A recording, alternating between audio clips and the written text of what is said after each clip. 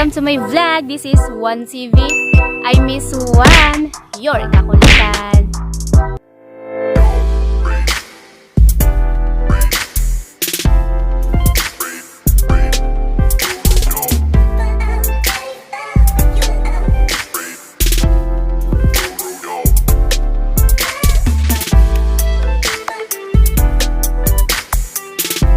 Hi guys! Kitang-kita naman na oily ang ating pagmumukha. Pagpasensyahan nyo na ang ka-oilyhan ng mukha natin guys. So for today's video guys ay ipapakita ko sa inyo ang ganda dito sa Pamuayan Elementary School located in Port Barton, San Vicente, Palawan. So let's go!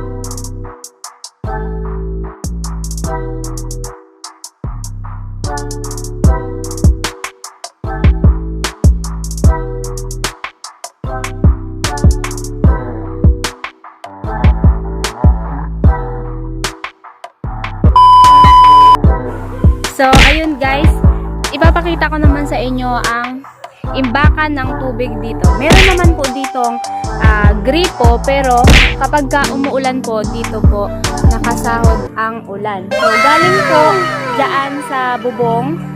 Ganyan siya guys. Yan. O, dito na siya nakalagay. So, ito na siya guys. Ayan. Easy! Guys. Diba, bongganes. So, isa, meron pa sa kabila, pangalawa. So, kapag umuulan, libre na ang tubig nila. So, syempre, may gripo na dito.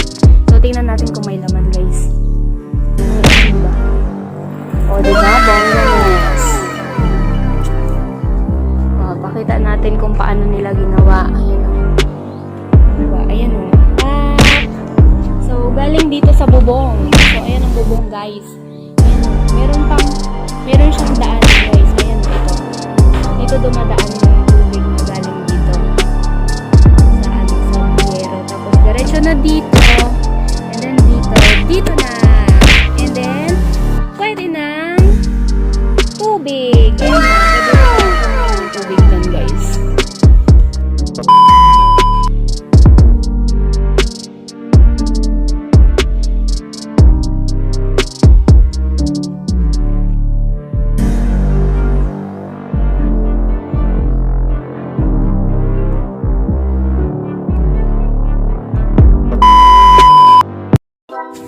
Diba? Ang galing. Kailangan kasi dito guys, maraming tubig. Nakatipid na sa tubig na babayaran ang school. So, kailangan talaga ng maraming tubig dito kasi maraming mga bulaklak na kailangang diligat.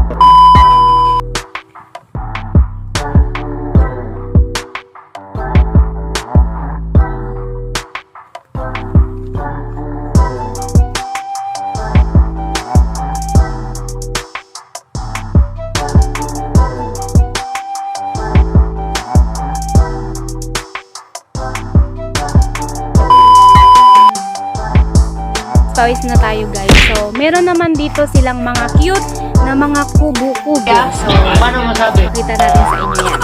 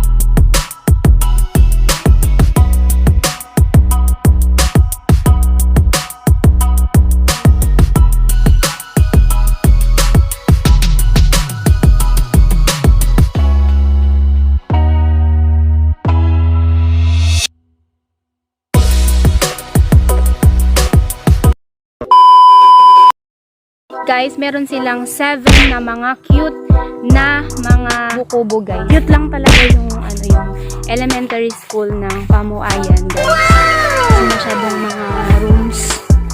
Ayan, kaya sana mas mapaganda pa, mas ma-improve pa ito.